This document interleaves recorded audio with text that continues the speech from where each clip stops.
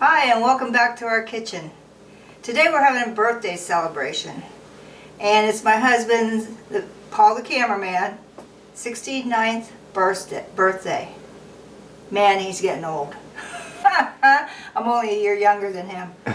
Anyway, I'm going to show you what we did. Is usually we go out to a nice restaurant and have a steak dinner or whatever. Well, we can't do it now with the stay at home. So I asked him what he wanted for his birthday, and meatloaf has always been his favorite. So I said, okay, I'll make you meatloaf. And so he went to the grocery store and found 4 pounds of hamburger. I'm only going to use 2. Ground beef, 80-20.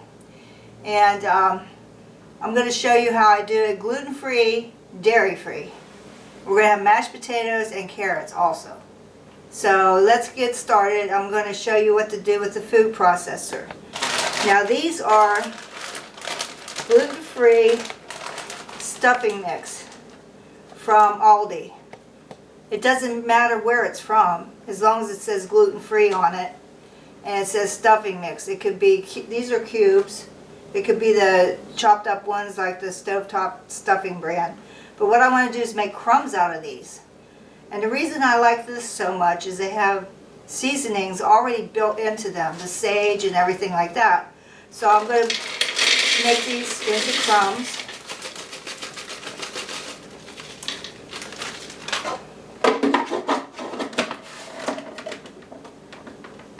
Sorry about the noise.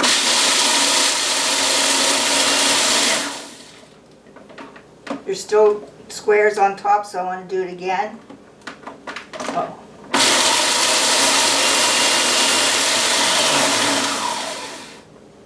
Oh, that looks good. Okay, what I'm going to do is I'm going to put it in, oh, I have a bag here that I had some in, but not enough for the meatloaf, so I'm going to put them in here. I'm going to take the blades out, and then I'm going to dump the crumbs in here. I don't want the whole box. I just want enough for the meatloaf, and then we'll put this away for next time. Now, I watched a recipe one time where guy made meatloaf or meatballs or something like that. And what he did is he took his vegetables and ground them up. Now, this is a bag of frozen onions that I threw in there on my last video. And this is a bag of red bell peppers that I also froze.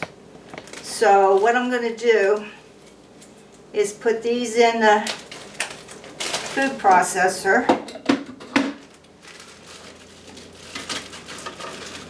This is about a half of a large bell pepper. And I know this is more than a half of onion. No, it's about half an onion. Medium onion. And then I have garlic here. I'm going to use peeled garlic cloves and about a handful of carrots. The carrots make it, all these vegetables make your meatloaf moist. Pulse it. That looks good enough. Let me get a spatula. Sorry, I should have had it out. Sorry. No, I do not have the virus.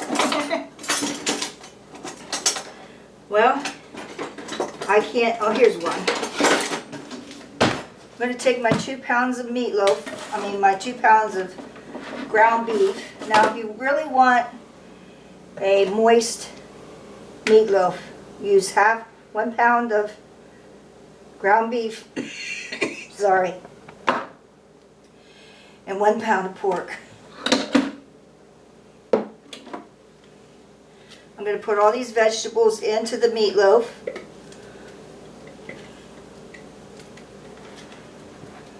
Smells really good.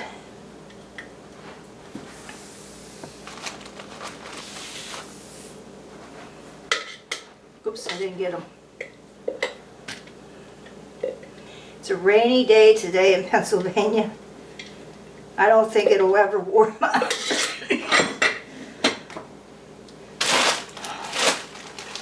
Sorry about coughing. It must have been the stuffing mix. I'm going to put maybe a little over a quarter of a cup of the breadcrumbs. Now you can use rice. You can use instant mashed potatoes. I've done that before. And I have 2 eggs here. Now most of your meatloaf recipes call for 1 egg.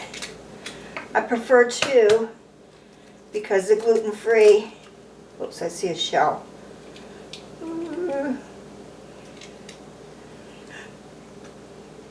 Yeah. Oh, I got it.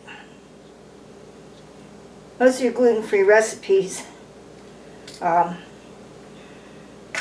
for the 1, but with the breadcrumbs and everything like that, for some reason spices and other things really make my throat clog up. What I do now is I get very inventive. Use whatever you have. I mean, I prefer some barbecue sauce in my meatloaf. I'm just going to add, that looks like 2 tablespoons. While I'm doing that, I'm going to make the topping, because there's no sense of opening this bottle twice. So a little bit, probably a quarter of a cup barbecue sauce. Then I want horseradish mustard that was in my refrigerator. I usually use Dijon, but horseradish goes really good with beef. So about a tablespoon of that. And then, of course, the ketchup. I don't know if I want mustard in my topping or not. I think I'm going to leave it out. You can do whatever you want, whatever your family likes. Now I'm going to do maybe a quarter cup of ketchup. Now for the topping, I have 2 tablespoons of brown sugar that I put in this bowl. And of course a quarter cup of barbecue sauce.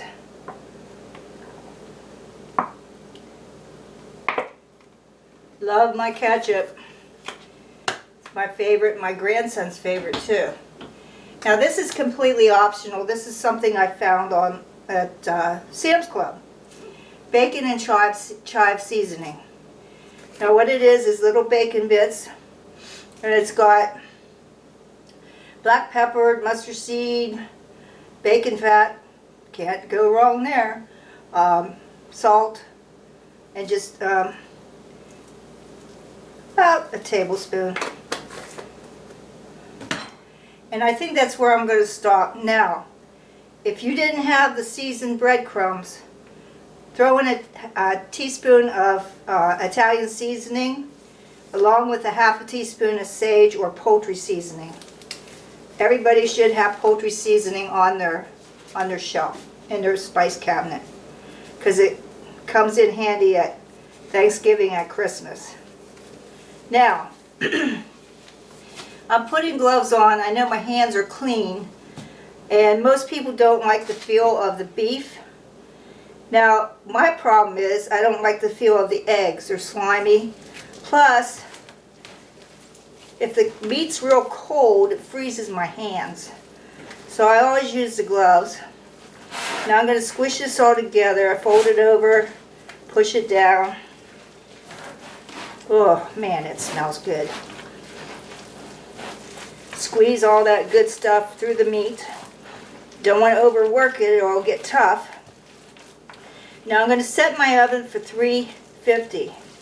Other people cook theirs at 325, but I prefer 350, and the reasoning is I like that. I put the topping on. I don't wait till later to put it on. What's the sense of doing that? But I like it to get all not crispy, but baked on top of the meatloaf, because you have the brown sugar and the ketchup and the barbecue sauce. This is starting to look like it's almost done. Let me make sure I got it. Happy birthday.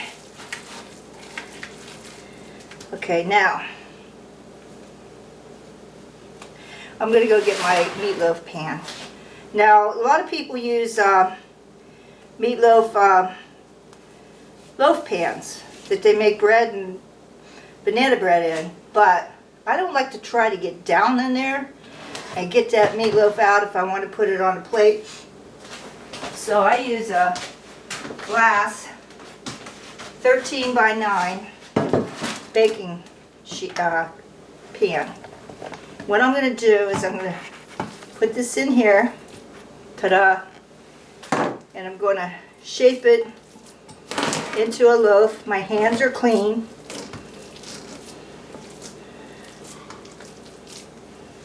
Like a football.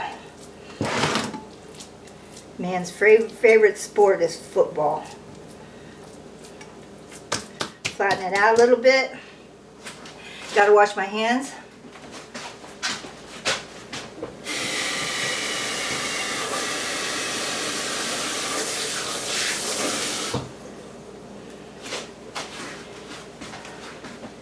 Okay, now I'm gonna stir the topping together.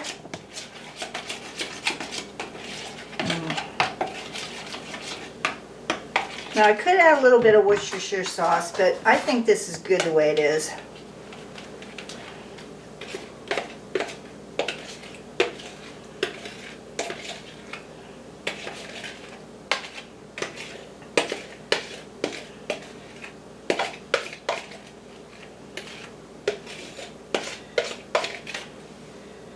Spread it out. I like to see it go over the edges. That looks good.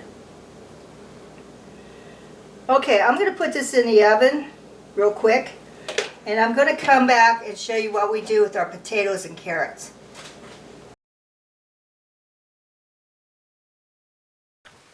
Welcome back. I wanted to show you what the finished product looked like. I did boil some carrots in water on the stove, just a little small pack, and I put some 2 tablespoons of brown sugar and some butter, just to not make them candied, but to make them sweet. I did some potatoes. I boiled potatoes on the stove. Now both of these have to have salt in them when they're boiling. I know there's going to be some people that say no, but I like to season my vegetables and before I make them, and that all gets dumped in the sink anyway. So what I did is I just left the skins on my potatoes because there was no sense in peeling them. They were the thin skinned. If you have the thick skin, you might want to peel them. What I did is I added some salt, pepper, garlic powder, and some dried chives to the potatoes. And then I started out with 1 cup of almond milk that I put in the microwave to warm it up, so it wouldn't bring the temperature of the potatoes down. But I only used maybe half a cup in there. Then over here I have my gravy. Now what this is I know I cheated, but McCormick has a gluten-free brown gravy. And you buy the packets at the store if you can get them, online if you can't. And it calls for a cup of water per packet. I put 2 cups of water for 2 packets. And then I added a can of mushrooms. And then I brought it to a boil and I let it thicken up. Over here we have our meatloaf that kind of fell apart on us. And before I put it in the oven, I apologize, I did put bacon over the top of the meatloaf, and then I put it in the oven. It kind of fell apart, but you know what? It's all going to taste good anyway. So I'm going to get some of this plated up. I'm going to need one more spoon. Let me start out with the meatloaf over here. My hands are clean.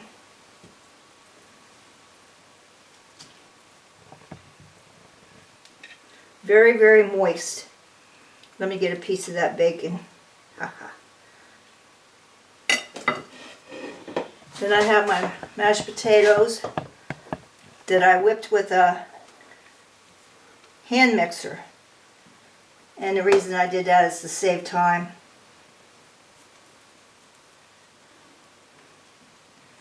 Then I take my gravy over the top of the potatoes, and according to me, over top of the meat.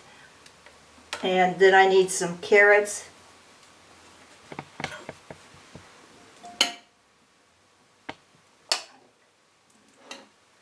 Now that is a pretty plate.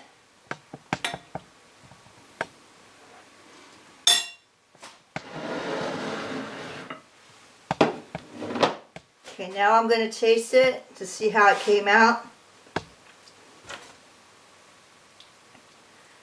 Put a little bit of meat on my fork with a little bit of potatoes and gravy. Looks kind of hot. Wish me luck.